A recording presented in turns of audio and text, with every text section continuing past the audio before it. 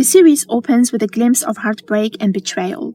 Joyce Gomorrah stands over her husband Jonass's coffin, emotionally telling him that things could have ended differently if he hadn't believed he knew better.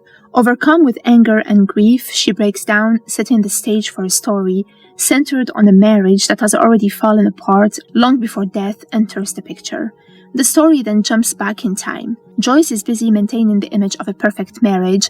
During a meeting with Trinity, an executive from a luxury bath company that sponsors her as an influencer, she's warned that her social media content is no longer meeting contractual expectations. The company expects regular posts featuring both Joyce and her husband Jonassi. Rumors about problems in their marriage are already circulating, and Trinity is beginning to question whether the public image Joyce promotes is genuine. Determined to preserve appearances, Joyce insists that everything is fine. She proudly tells Trinity that she and Jonassi are about to celebrate their 20th wedding anniversary, and even invites her to attend the celebration so she can witness their supposedly happy marriage firsthand. The reality, however, is completely different. While Joyce is speaking about marital bliss, Jonassi is in bed with another woman. Their affair is clearly serious, and Jonassi seems comfortable living openly with his mistress. The contrast between Joyce's public image and Jonassi's private actions highlights just how fractured their marriage has become. Later, Joyce unexpectedly arrives at the house where Jonassi is staying with his lover. She immediately confronts both of them. Joyce reminds the mistress that she is still Jonassi's legal wife and that she still has keys to the property. She refuses to be pushed aside. Rather than backing down, Joyce reveals that she's already organized a lavish 20th anniversary celebration and even had invitations sent out.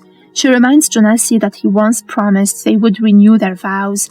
To her, the anniversary is not optional, it's happening whether he wants it or not. Jonassi is stunned and irritated. The mistress watches as Joyce boldly invites her to the event as well, almost mocking her.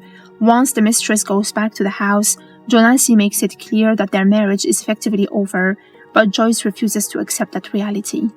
Back at home, Joyce throws herself into planning the anniversary celebration.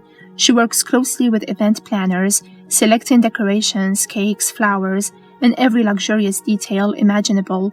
Her mother Grace watches with concern.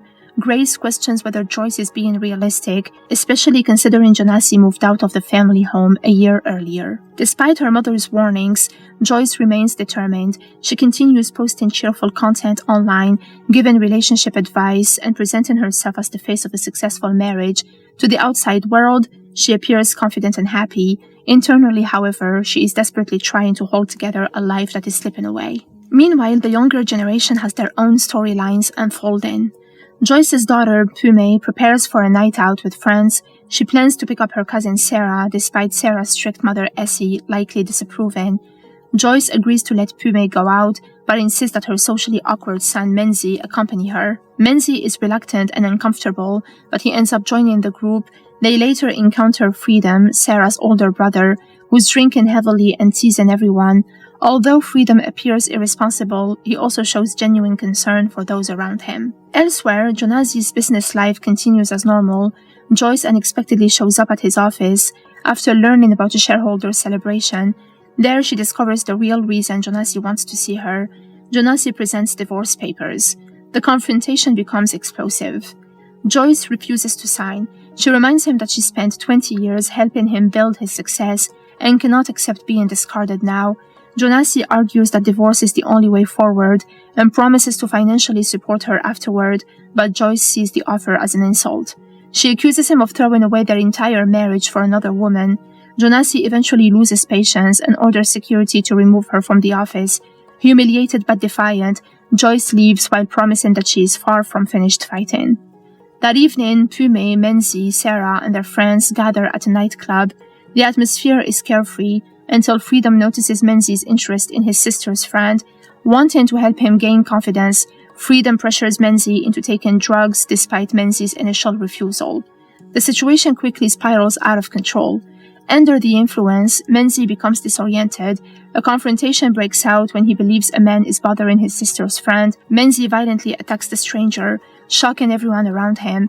Chaos erupts inside the club as people scream and security intervenes. Pume and the others struggle to pull Menzi away before the situation gets even worse. Eventually, the group is thrown out of the venue. Afterward, his sister's friend thanks Menzie for stepping in and protecting her. Freedom praises him as well, treating him like a hero, despite the fact that the incident stemmed from the dangerous drugs he encouraged Menzie to take. Meanwhile, Joyce receives devastating news. One of her event planners calls to ask whether the anniversary celebration has been cancelled because someone claims Jonasi is leaving for Zimbabwe the following day. The revelation confirms Joyce's growing fears that Jonasi has no intention of attending the event she has worked so hard to organize. Determined to get answers, Joyce heads to Jonasi's house. When she arrives, she sees his and his lover's passports on the table. She also sees photo frames of him and his lover all over the walls. Joyce is shocked to see that as she recalls her memories with him when they were married and happy. She sets the passports on fire and throws them on the curtains, causing a fire in the house, while Jonasi and his lover are intimate in the bathtub, unaware of what's happening downstairs.